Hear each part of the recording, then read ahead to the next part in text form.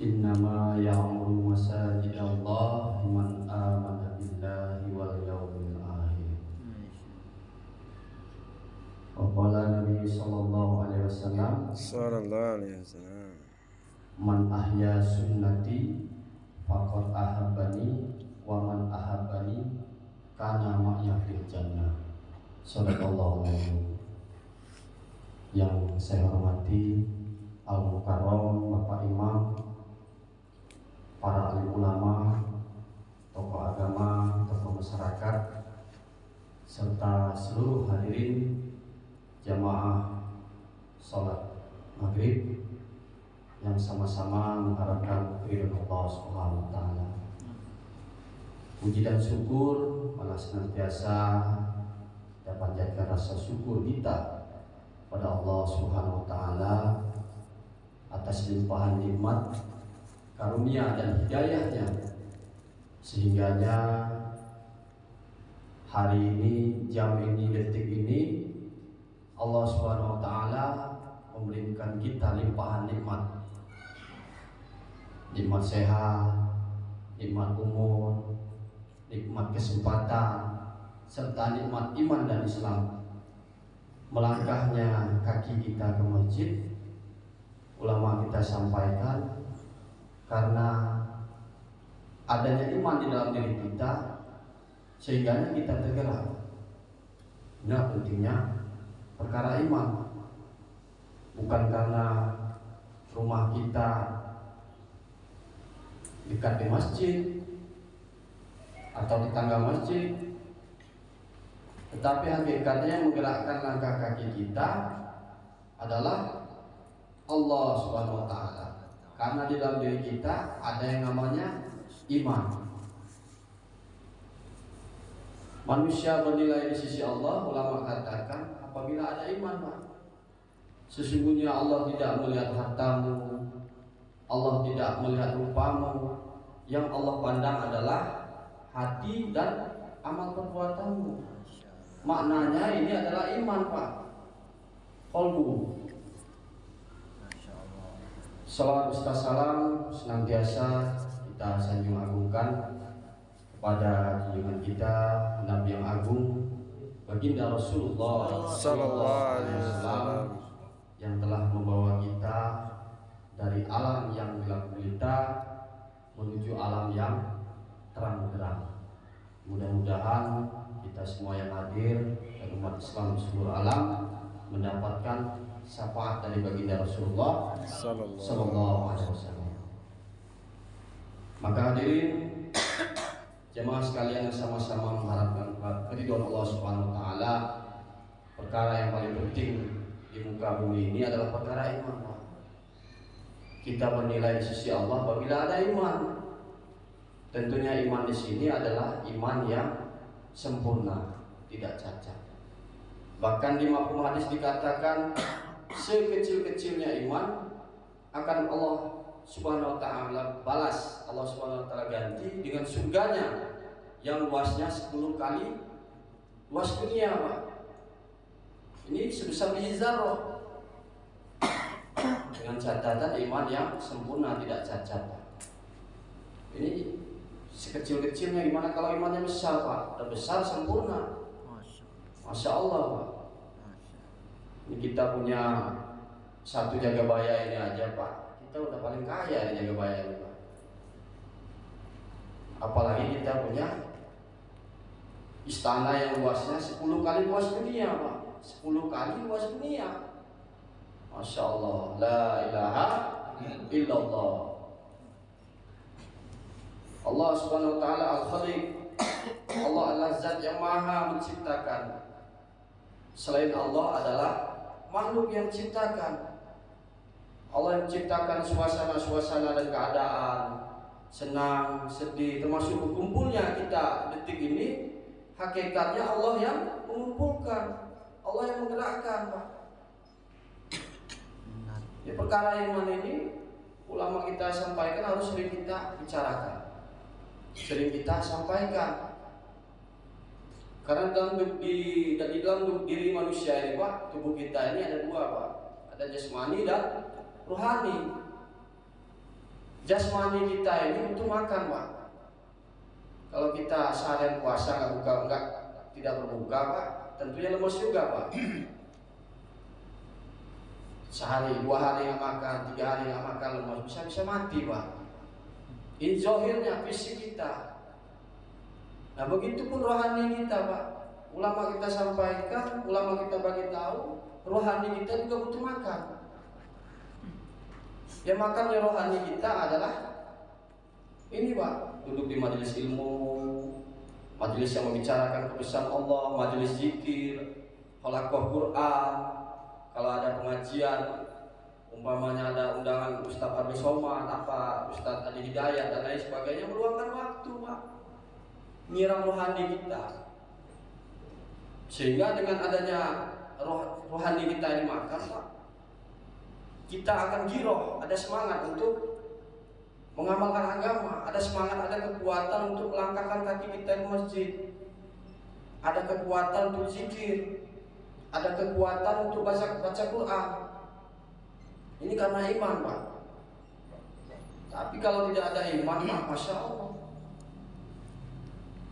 walaupun badannya fisiknya kuat, ya kan, fisiknya kuat, badannya besar, sehat, kalau di dalam diri nggak ada iman, maka sulit, Pak, untuk melangkahkan kaki ke masjid.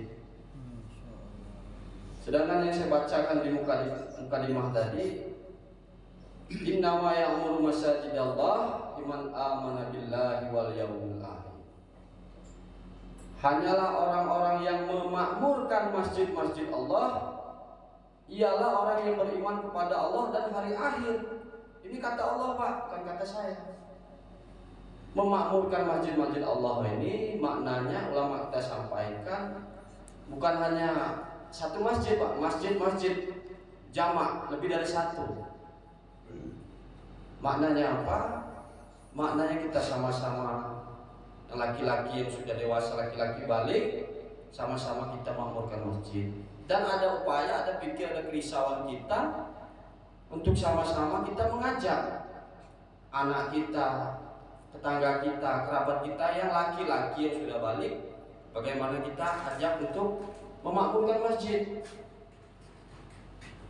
Inilah, Pak, jadi maksud dan tujuan jamaah silaturahmi di Musola Nusada ini adalah kita untuk sama-sama berbagi pikir. Saya duduk di sini, Pak, bukan bermaksud untuk menggurui, hanya ngajak untuk sama-sama kita berbagi pikir bagaimana sama-sama kita memakmurkan masjid. Karena tugas untuk mengajak tetangga, kerabat, anak itu bukan hanya tugasnya ulah, Pak. Kadang-kadang pernah kita dengar di luar sana, kan tugas ngajak-ngajak masjid itu kan tugasnya ulah. Bukan, Pak. Ini tugas umat Islam. Tugas umat Islam yang aku umatnya baginda Rasulullah Sallallahu Alaihi Wasallam. Semua dalil-dalil dakwah ada, Pak, dalam Al-Quran. Bahwa kita perintahkan oleh Allah untuk dakwah. Kuntum khairu ummatin ukhrijat linnas ta'muruna bil ma'ruf wa tanhauna 'anil munkar wa tu'minuna billah. Kalian adalah umat yang terbaik, kata Allah, yang dikeluarkan untuk manusia, mengajak daripada kebaikan, mencegah daripada kemungkaran, dan beriman kepada Allah Subhanahu wa taala. Nah, tadi sore, Pak, alhamdulillah jamaah belajar silaturahmi, Pak. Belajar silaturahmi dari rumah ke rumah, ya kan? Untuk berbagi pikir, untuk mengajak sama-sama memakmurkan masjid, Pak. Harapan kami jamaah selepas kami pindah ke rute berikutnya dan pulang ke rumah kita masing-masing, harapan kita Musola Nur Sa'adah ini makmur, Pak. Berapa sok ini penuh, semua laki-laki balik, Pak. Itu harapan kita, Pak. Kita sama-sama berbagi pikir, sama-sama mengamalkan firman Allah Subhanahu wa taala yang saya bacakan tadi dan hadis-hadis dari baginda Rasulullah sallallahu alaihi wasallam tentang sama-sama kita pentingnya berjuang jalan Allah, Pak. Kalau kita ngaku cinta kepada baginda Rasulullah sallallahu alaihi wasallam, tentunya kita harus menghidupkan sunnah, Pak. Man ahya sunnati faqad ahabani wa man ahabani kana ma'aya fil jannah. Barang siapa yang menghidupkan sunnahku, kata Rasulullah, sungguh ia cinta kepadaku. Barang siapa yang cinta kepadaku, maka akan bersamaku di dalam surganya Allah Subhanahu wa taala. Hari ini kalau kita mengaku cinta kepada Rasulullah, tentunya kita mengikuti sunnah-sunnah. Nah, kita lagi belajar, Pak, menghidupkan sunnah. Mulai dari sunnah surah, sirah, sarirah, surah bagaimana penampilan Rasulullah, belajar jenggot, belajar pakai siwak, Pak. 2 rakaat sholat dengan bersiwak, masya Allah pahalanya, Pak. Itu seperti 70 rakaat sholat tanpa siwak. Ini hadis, Pak. Ini hadis. Kemudian jenggot, potonglah kumis, panjangkanlah jenggot. Ini hadis. Pakai peci, pakai gamis, ada yang sopan. Ini kita belajar menghidupkan sunnah dengan sunnah daripada sunnah surah. Kemudian sunnah sirah baginda Rasulullah, bagaimana kita meniru teladan beliau mulai dari bangun tidur sampai tidur kembali. Rasul ini pakai adab-adab. Sebelum tidur Rasul wudu, kemudian sholat, tempat tidur itu dikibas-kibaskan, yang baca doa, pakai adab-adab, Pak. Jadi semua ada adab-adabnya. Agama Islam kita sudah lengkap, Pak. Semua sudah diajarkan adab-adab. Mulai dari kita masuk kamar mandi, keluar kamar mandi, bangun tidur ada baca doanya, sampai dengan tidur kembali ada doanya, semua ada adab-adabnya. Ada masuk masjid, ketika masuk masjid kita lihat etika. Itu semua ada fadilah-fadilah dan keutamaan-keutamaan, Pak. Fadilah-fadilah itulah. Nah, inilah yang sedang kita belajar, Pak. Kita jamaah lagi belajar adab-adab. Adab-adab makan ada istinja. Semua belajar, Pak, adab-adab. Inilah kegiatan kita, Pak, selama masjid. Kita menghidupkan daripada sunnah baginda Rasulullah SAW. Kemudian sunnah yang ketiga, Pak, yang memang hari ini banyak ditinggalkan, Pak, banyak dicuekkan. Sunnah pertama, masih meniru kita. Sunnah kedua, kita masih melakukan adab-adab. Sunnah ketiga, Pak, dakwah. Pikir baginda Rasulullah SAW, bagaimana umat ini bisa taat pada Allah Subhanahu Wa Taala, bagaimana umat ini bisa masuk ke dalam jannahnya, surganya Allah Subhanahu Wa Taala. Ini pikir baginda Rasulullah, pikiran sangat besar, Pak. Masya Allah, ini pikiran yang mahal, Pak, risauan. Nah, makanya kita berbagi pikir. Inilah sunnah daripada baginda Rasulullah SAW yang sering diabaikan. Di dalam hadis dikatakan, belum sempurna iman seorang muslim sebelum mencintai saudara muslimnya seperti mencintai dirinya sendiri, Pak. Kita hari ini bolak-balik masjid, Pak. Ada tetangga kita yang nggak sholat, biarin aja lah, urus-urusan dia, surga neraka urusan masing-masing. Kadang ada terlintas itu ketika saya belum kenal dakwah begitu, Pak. Saya sholat berangkat ke masjid, lihat tetangga yang nggak sholat, anak istri, nggak ada kepedulian. Dengan asbabnya dakwahnya, alhamdulillah dibacakan hadis-hadis, 1 hadis, 2 hadis, lama-lama masuk, Pak. Artinya kita disuruh peduli sama di lingkungan, khususnya anak, istri, bagaimana istri kita, ya kan?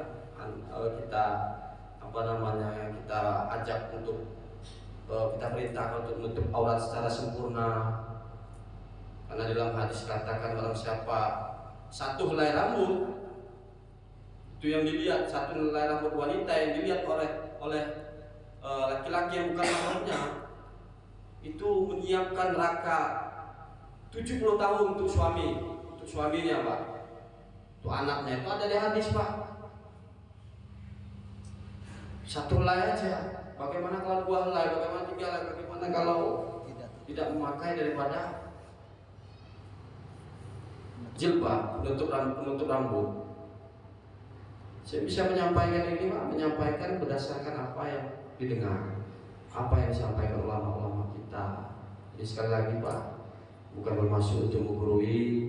Saya di sini hanya mengajak berbagi pikir, bagaimana sama-sama kita ada giroh, ada semangat untuk memakmurkan masjid. Kita mengamalkan daripada firman Allah Subhanahu wa taala tadi di Quran surat Al-Imran ayat 110, bahwa hanyalah orang-orang yang memakmurkan masjid-masjid Allah ialah orang yang beriman pada Allah dan hari akhir.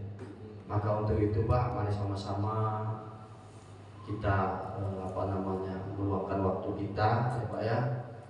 Kalau ada waktu yang agak luang atau bisa meluangkan waktu untuk sama-sama duduk musyawarah dengan kita untuk berbagi pikir, siapa yang belum masuk masjid, tetangga masjid, siapa yang sakit yang perlu kita kunjungi untuk menghidupkan daripada suasana-suasana di dalam masjid.